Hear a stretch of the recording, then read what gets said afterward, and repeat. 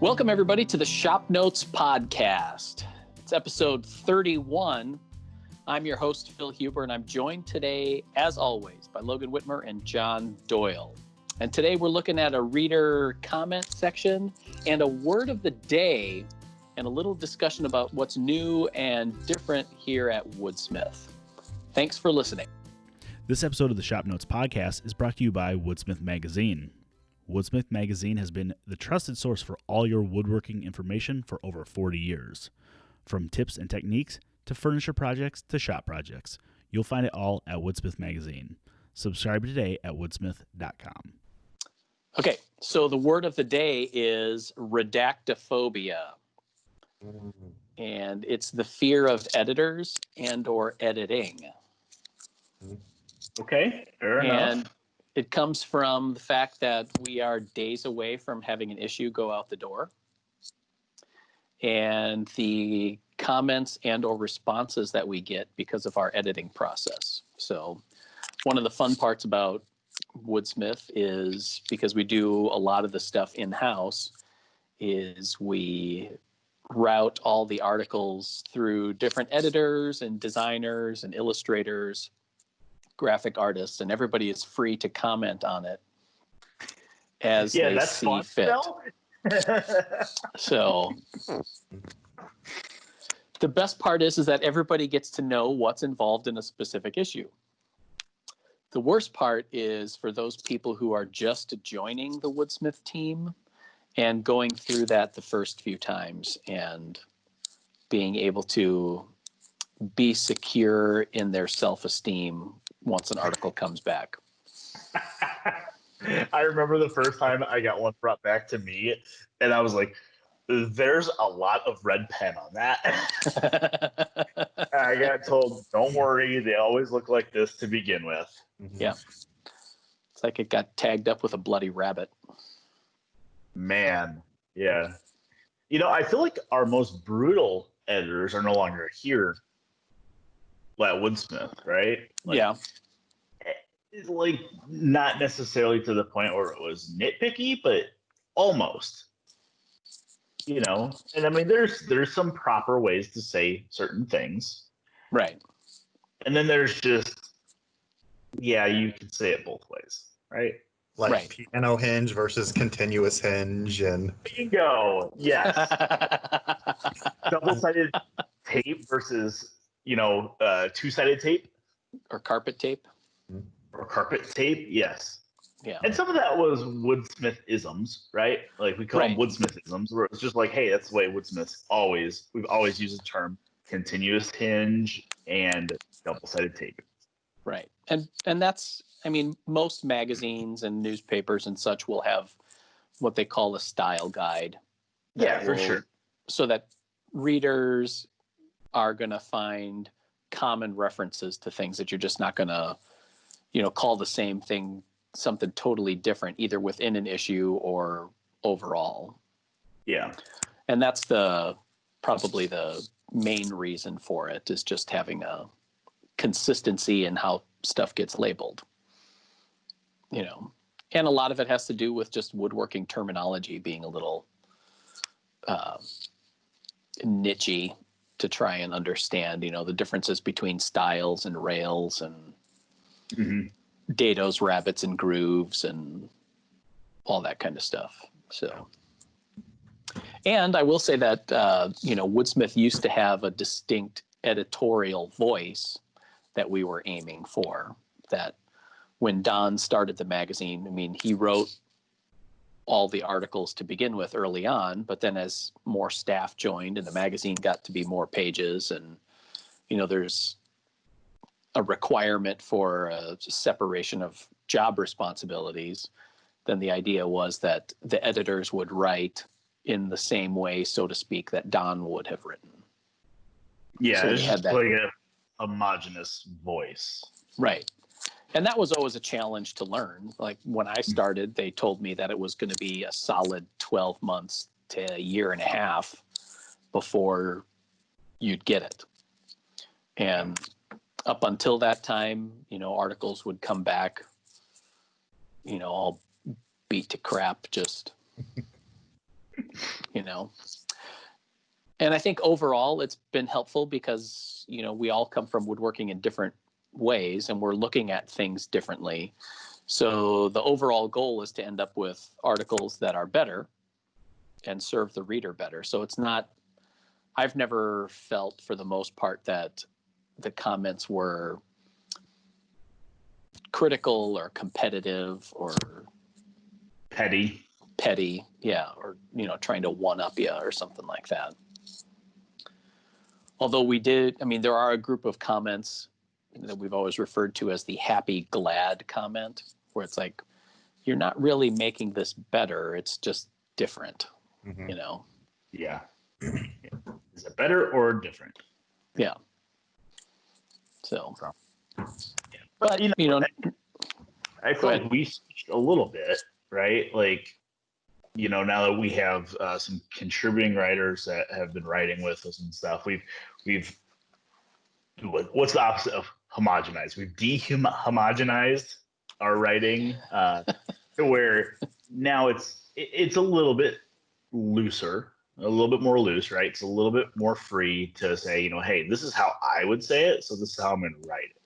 Right. And as far as articles or projects go, you know, the meat and potatoes there is always the project. It's the dimensions. It's the construction method shown, which may not be the only way or may not be the way that somebody's going to build it, but that's the meat and potatoes, is the measurements, the dimensions, the parts, the materials, everything's there. The words are just supplementary, right? Yeah. They supplement what's there. So, you know, I feel like we've switched that a little bit for the better, in my opinion. It shows some of our personality, or maybe that's worse. But depending on who you ask. Yeah. But, well, and I mean, to go back, you know, in trying to write in a consistent voice, that's why Woodsmith historically never had bylines. correct. Because A, there were always a bunch of people that contributed to an article, and B, we were trying to get it to sound similar. So once we started including bylines and, like you said, contributing writers, you know, I think it's important that everybody's voice shows through a little bit. So you're going to, you know, because that's going to affect, you know, your approach to woodworking and tool choices that you would have, or procedural choices, or things that you're going to call out that are important to you in building a project or writing about a specific technique or a tool or something like that. And I think it's all good. I'd rather have people know who we are and the kind of things that we write about, and you know, so. And that we're not just sitting in Des Moines, Iowa with our heads in the sand. Like, hey, there are a lot of other woodworkers throughout the U.S. that are well known, you know, and we would love to include some of their stuff in our magazine. Oh, yeah. Yeah. So, yeah. Yeah. So that would be something for people who are listening to the podcast, that if you're interested in writing for Woodsmith Magazine on a freelance basis, I would love to hear from you. So if you want to send in a article suggestion or a topic, you just do that. You can do that through our email address, woodsmith@woodsmith.com. That would be the best way to get in touch with us, and we can get you plugged into the calendar. So John, as a designer, you definitely get to experience editing in a whole different perspective than what Logan and I do. Right. Yes. Yeah, I've especially working on like readers tips and stuff. I remember just getting a comment from somebody that just said, It's like, I bet Phil did that.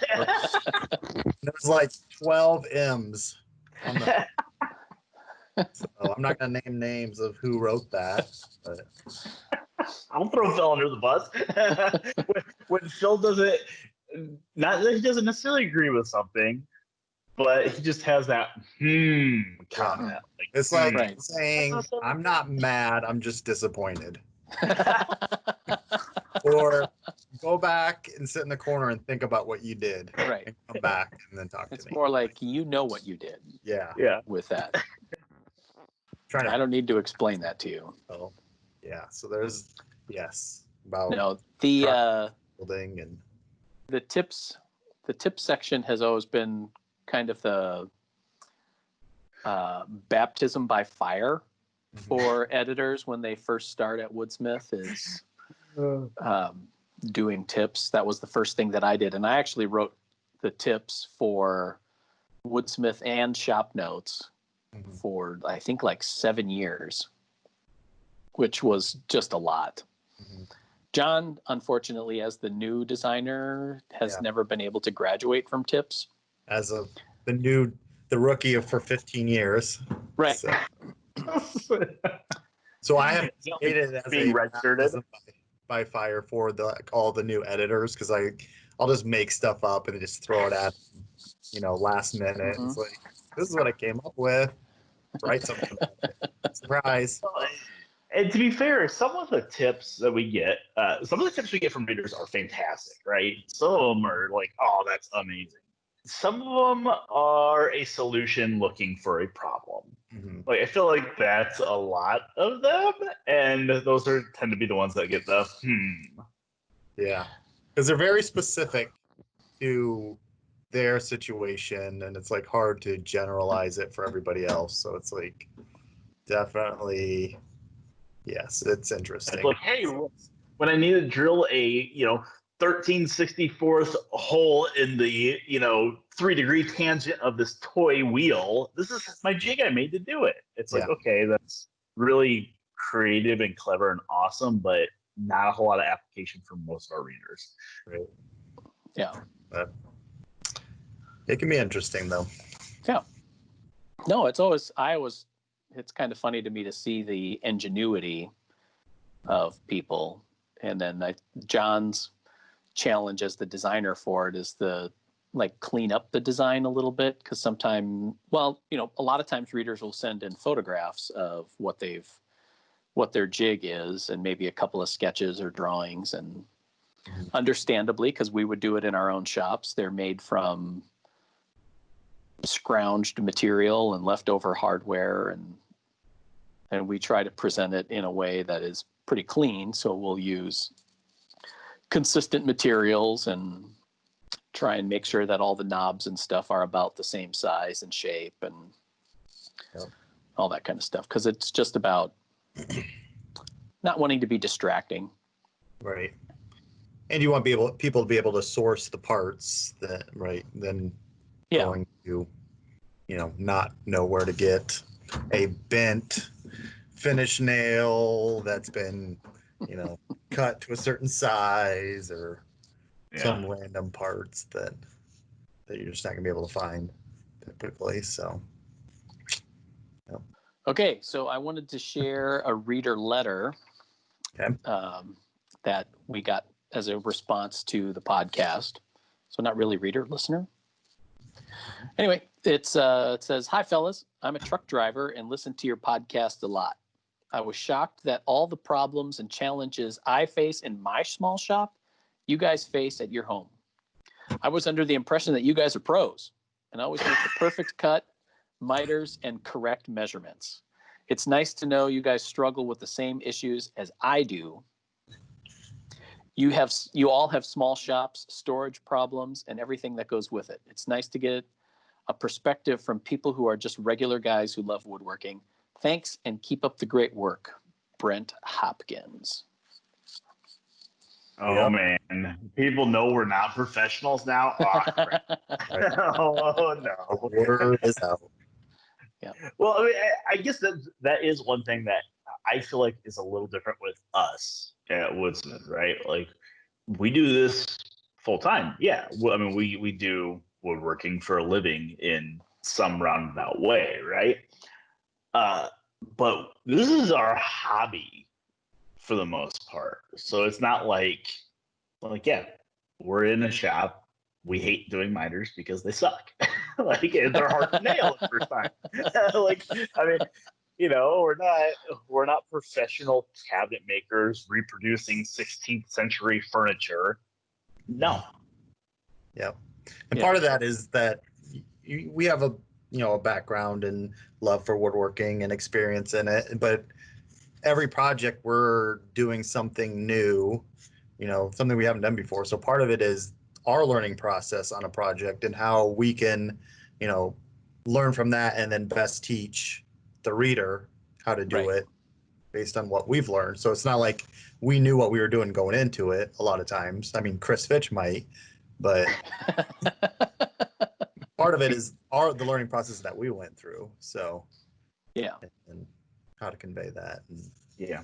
Well, and I guess some of that is like, some of that preconceived notion that we're 100% professionals, we land that every time.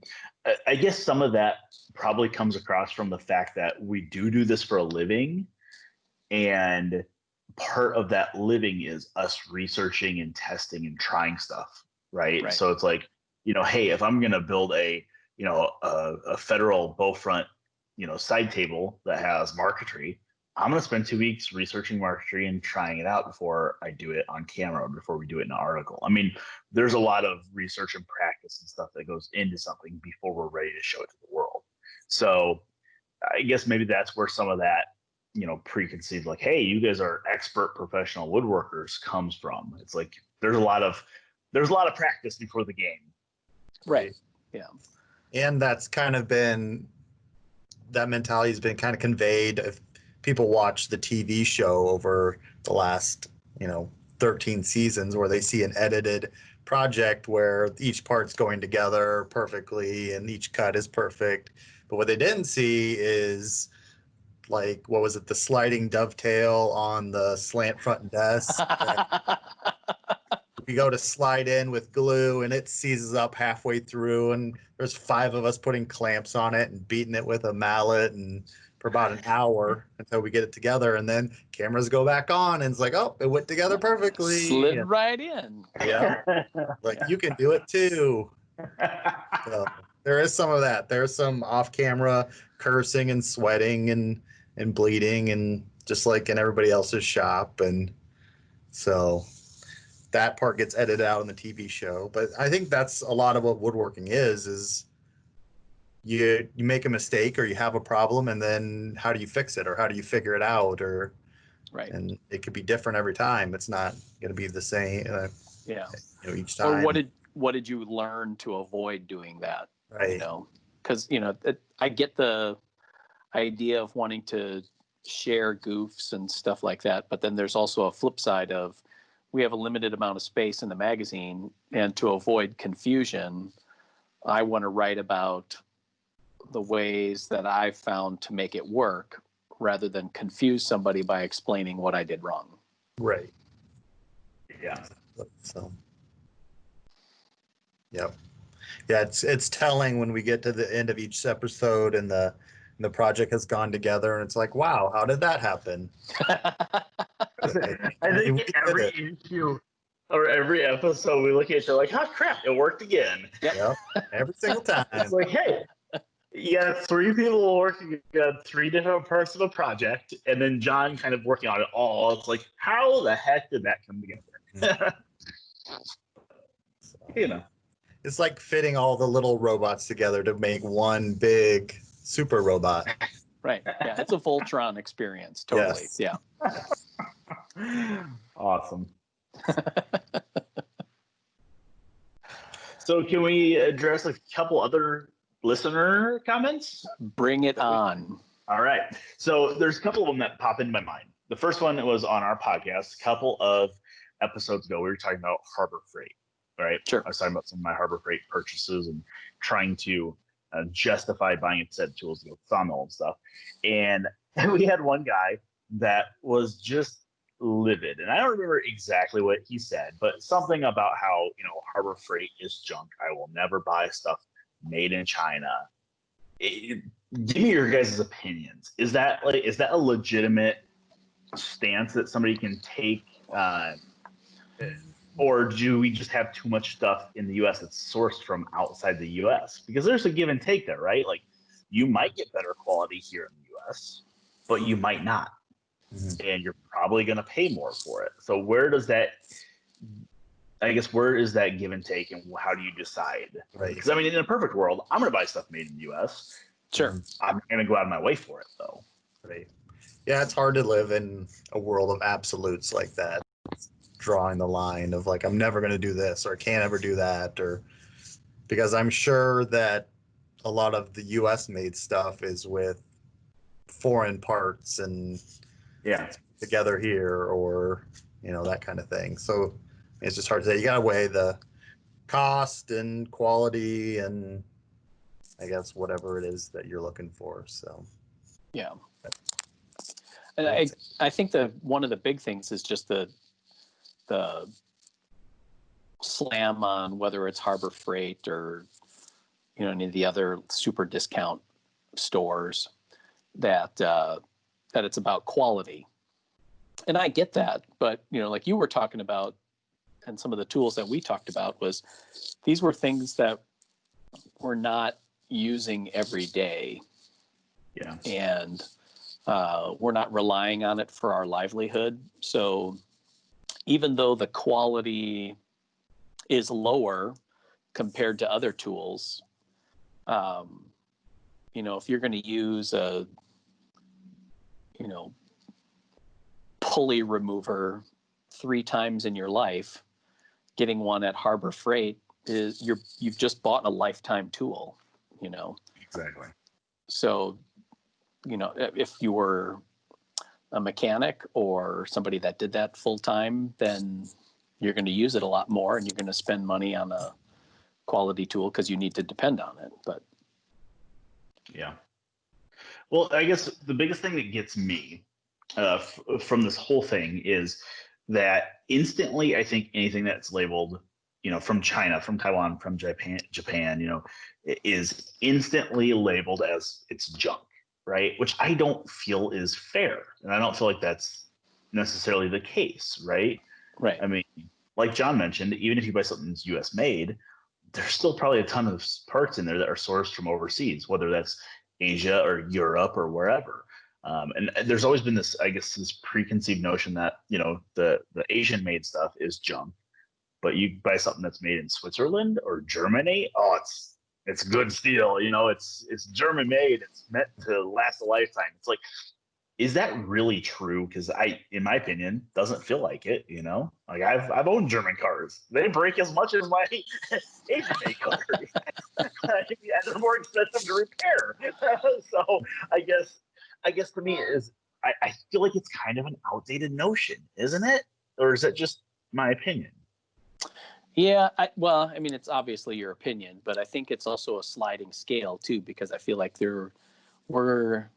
and I don't know, not to sound like I'm complaining about it, but we're going to get dinged for using a low-end discount tool on the one hand, but then we're also going to get dinged if we use a high-end small batch maker of, you know, $250 coping saws or premium track saws or something like that. So where's the middle ground, you know? And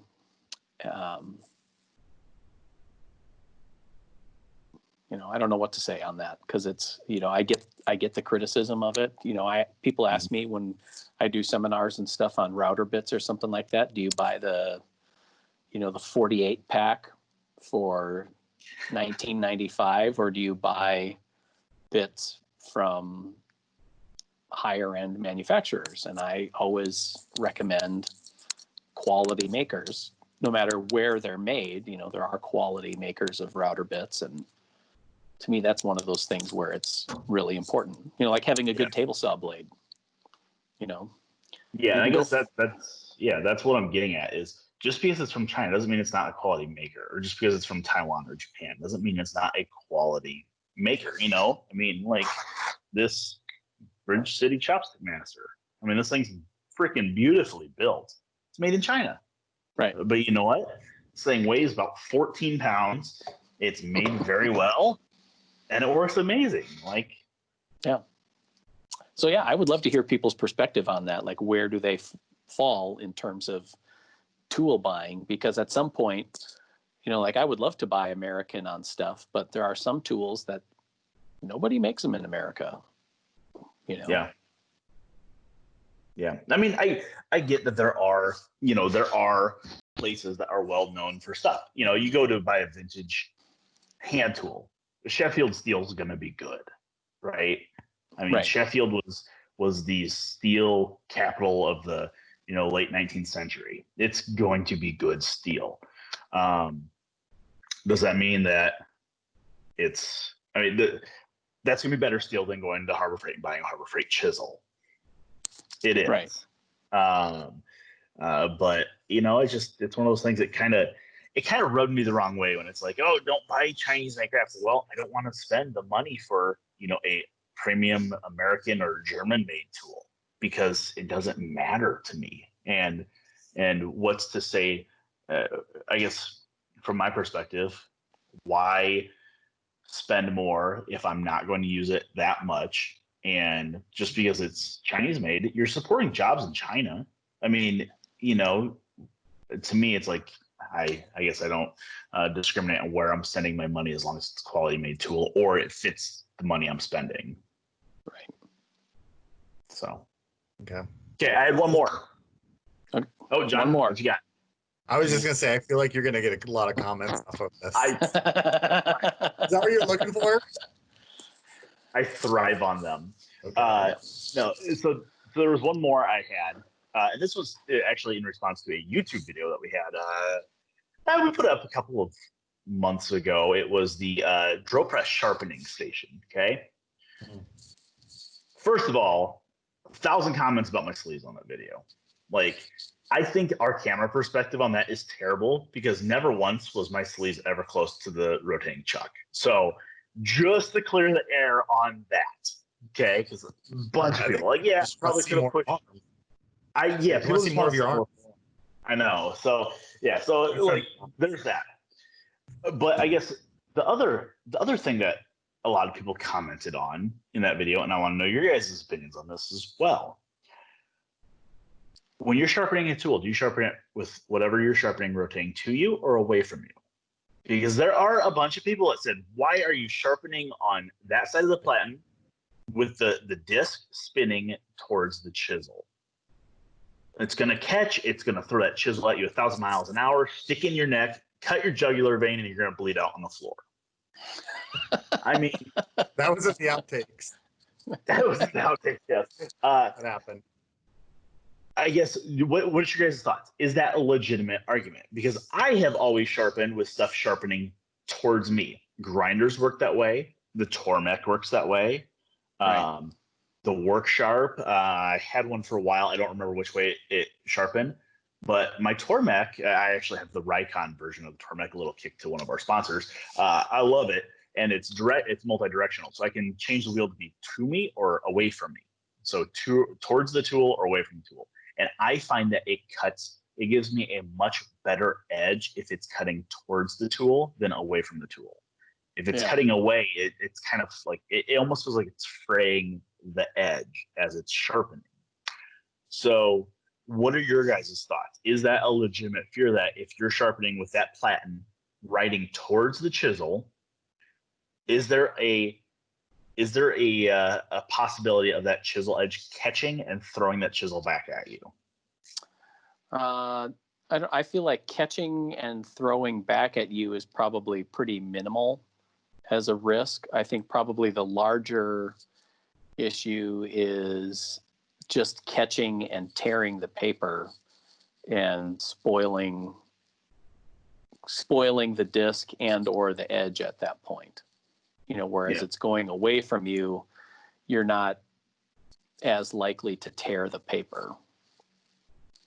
Yeah, it might depend on how experienced you are with the sharpening techniques, because like what you said, maybe a less experienced person is going to hold it in a manner or tip it enough where a corner is going to catch that sandpaper. So I don't know if you start out that way where you go the intuitive route with it spinning away from the tool, or I don't know what the right answer is there, but I've never sharpened a tool in my life, so I don't. Oh, we know, John.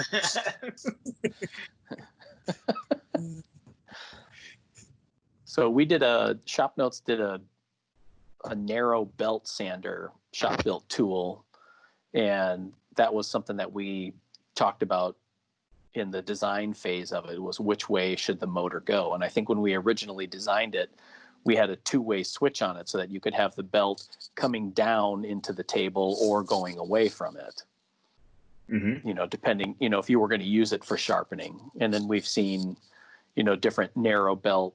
I mean, they're narrow belt sanders, but knife makers use them for making cutlery and stuff like that. And, you know, I don't know that it's inherently more dangerous one way or the other, in my opinion. I think the bigger issue is misusing it and having the belt tear, catch and tear, or the disc in the case of that drill press sander. Sure. Well, I just pulled up the plan and looked at the photo. The photo does show sharpening with the disc traveling away. Yeah. Personally, if I can, I'm always going to have. If I had to, so if I'm sitting there with an oil stone and I'm sharpening a bevel, and you said you can only sharpen in one direction, are you going to pull it towards you or push it away? And I'm always going to push it away from me. Yeah. I feel like that it gives you a better edge. I'm a contrarian. When you're pushing away from you, then you're more likely to create a burr on the backside of your tool, so you know that you're right up to the edge. Which that follows along with what I found with my Rikon Tormek style sharpener. I tried to sharpen. I didn't try. I did sharpen all my kitchen knives on it when I first got it, and I noticed on those, if I had the disc going or the grinding wheel on it traveling away, I never got a burr. And the edge just looked thin and frail. It looked like a hair comb almost. But as soon as I switched the direction and had it coming towards the knife, it sharpened much better. I got a burr on the backside, knew when that was sharp, flip it over and be done with it. So it was just an interesting comment a lot of people made, which never struck me because I've always been a sharpen towards the tool. I've always been in that key. I didn't realize that people would take an issue with that, but it makes sense. Yeah. So on the same video, we did have one guy. I don't know if you saw that comment, John. He said, "Hey, I looked up the sharpener." And this was originally published in ShopNotes magazine from like 2009. Where do you guys get off selling this as your plan? It's like, well, sir, we own ShopNotes magazine. So, I mean, it is our plan. It's funny. Which I'm glad that people are questioning that, because we're all familiar with the Ted's Woodworking 16,000 plans, and they're just pirated. Ripped off publications. Yeah, they're pirated publications. So it's our plans, Wood Magazine's, Fine Woodworking's, Popular Woodworking's plans. It's all of the big woodworking magazines' plans in one pirated bundle for your enjoyment. So I'm glad people are questioning it. But it's like, yeah, that was our magazine. So, thanks, but it is ours to sell. Yes. Yep. So one other thing that I wanted to bring up before we finish here is one of my goals for this year was to offer more classes and teaching opportunities, because I think that's one thing that a lot of us here enjoy doing, is to meet with other woodworkers and share what we've learned about woodworking, whether it's projects or techniques or things like that. So we had 6 classes scheduled for this year, and all of them have been canceled because of the virus. But one of the things that we do offer is our online seminars. We have one seminar a month, and we have one coming up, and it escapes me now what the topic is. Bevel angles shows sharpening. And so related to that is, I wanted to let people know is that we're offering 6 of our seminars that we've done in the past for free, so that people can still get that woodworking education and be able to see what our Woodsmith Live online seminars are like without having to sign up. So you get the chance to test drive those and also learn about some of the things that we've talked about in past seminars. So there's one on the bandsaw and drill press, using chisels, think like finishing tips, setting up shop, all of those kind of things. So if you want to check those out, they're at woodsmithshop.com/seminars. You'll be able to find those there. And then find out about the seminars that we have coming up for this year. So, well, before John and I have to get back to the studio, Logan, what have you been working on? I have been messing around with this Chopstick Master. This thing is a freaking blast. I can't wait to bring it in and do some video edition stuff with it. So this is, it's a tool I bought with, this is not a sponsored thing, but I'm just having so much fun making chopsticks. Like, it sounds so stupid, and I understand that. But God, it's so therapeutic. I mean, it takes like 5 minutes to make a set of chopsticks. So when this whole COVID thing's done and we can finally get together with people, I think my wife and I are going to do a sushi party at our house. We'll come over and you make your own chopsticks and then eat dinner. I think it'll be fun. Other than that, I've been working on this camper. This week has been beautiful. The last 3 or 4 days have been in the mid-70s. So, in the afternoons, after all my proofreading and stuff has been done and my corrections have been made, I've been jumping into the camper and doing a little bit of work. And I must say, it's very, coming from somebody who has built a lot of, finished a lot of basements and been involved in house construction for, as long as I can even remember. It's very therapeutic having no rules when you're doing something. not that I am shortcutting stuff in this camper, but it's like, it doesn't really matter. So it's like I had to rip out some areas of the walls that were water damaged. And I'm like, how am I going to do this up to code? I'm like, there's no code. It's a freaking camper. It doesn't really matter. Like 2x2 batten strip for framing. Heck yeah. Am I going to use some construction adhesive to glue this wall panel on and then use my Ryobi brad nailer to nail it up? You bet I am. So it's kind of fun and freeing. I kind of wish that we would get some rain here in the next couple days because I got what I think is all the leaks that were in it sealed up. And I'm just waiting for the rain because I want to see it. I've tried putting a sprinkler on it and it just doesn't saturate it the way a rain does. So yeah, but I've been enjoying the nice, cool evenings out there. Not necessarily fine woodworking, more of, me man, me have hammer, me nail stuff together. So it's been fun though. So that's what I've been working on. So are you going to make a bunch of chopsticks and sell American-made chopsticks in China? Oh yeah. There it is. Maybe. I did have a little bit of let me grab this quick. I had a little bit of a surprise the other day when I made a couple chopsticks upstairs and then I brought it down here into my shop. And I was like, I think there's something underneath. There's this foam pad, right? So if you guys are watching on YouTube, there's this foam pad that held everything in it.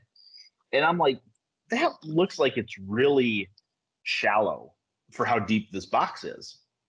And it was like a little hidden surprise. It came underneath with little chopstick bags. So look at that. I know. Oh boy.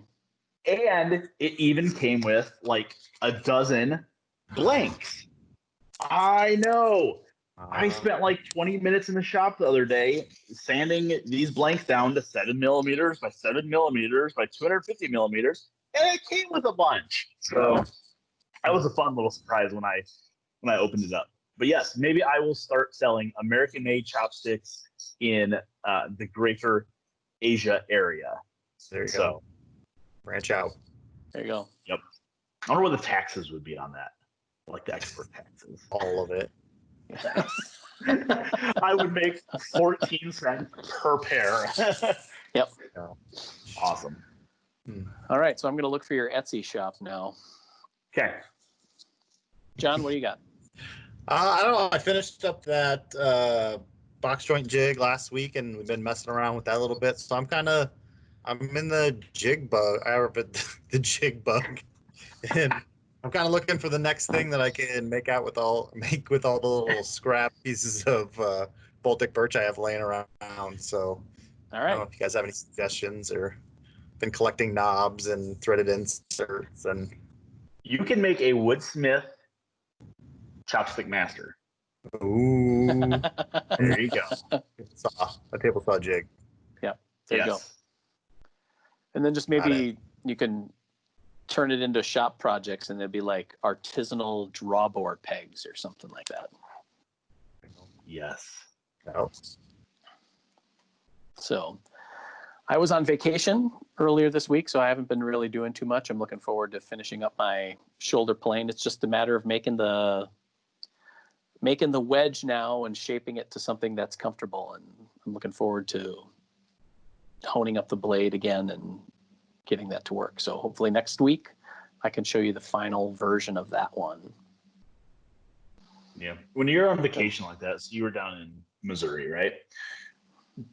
Missouri is not much different than Iowa as far as like species of trees. But if you ever go anywhere further, do you ever have a desire to bring wood back with you? Oh, yeah.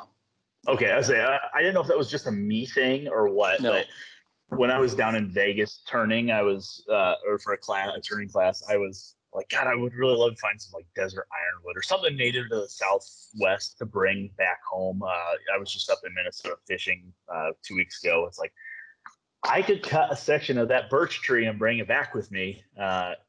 It's a weird thing. Like, I have no need for it, but I don't want to collect wood from my travels. Especially stuff that you wouldn't necessarily find as commercially available. Yeah, material. Exactly. Like, desert ironwood. You can buy turning blanks, but it's like, oh, how cool would that be to bring a log back? Just a small section, 3-4 foot. I usually have my truck, so I got room.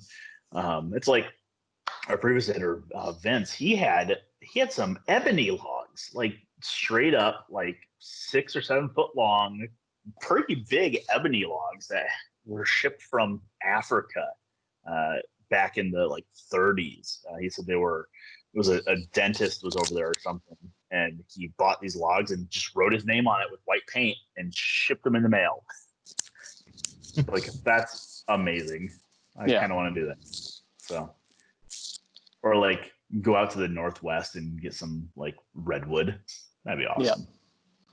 Yeah, or like really nice Sitka spruce or something. Or exactly. Yeah, just something that's kind of odd that we don't see very often. Yeah. So if any of our listeners live in the Northwest and want to send us some Sitka spruce or some bark or some redwood, feel free. I will get you our address. I would love to see a log show up. That would be amazing. There you go. Thanks for listening for this episode of the ShopNotes Podcast. Remember, you can subscribe to the podcast wherever you get other podcasts, whether it's Apple or Google or Stitcher or SoundCloud, wherever you find your podcast, you can subscribe there. Also, feel free to leave a good review and a rating so that we can get our podcast in front of more listeners like you. As always, if you have any questions, comments, or smart remarks that you want to share with us here at the ShopNotes Podcast, you can reach us. The email address is woodsmith@woodsmith.com. Also, don't forget to know that our podcasts are also available on YouTube, so you can see our lovely faces as we've been talking about various things in woodworking. So we'll see you next week for the next episode of the ShopNotes Podcast. Bye, everybody. This episode of the ShopNotes Podcast is brought to you by Woodsmith Plans. You'll find nearly 1,000 plans covering everything that you'd want to build, from furniture projects to gift projects, kitchen accessories, workshop projects, and jigs, and more. Find your next project at woodsmithplans.com.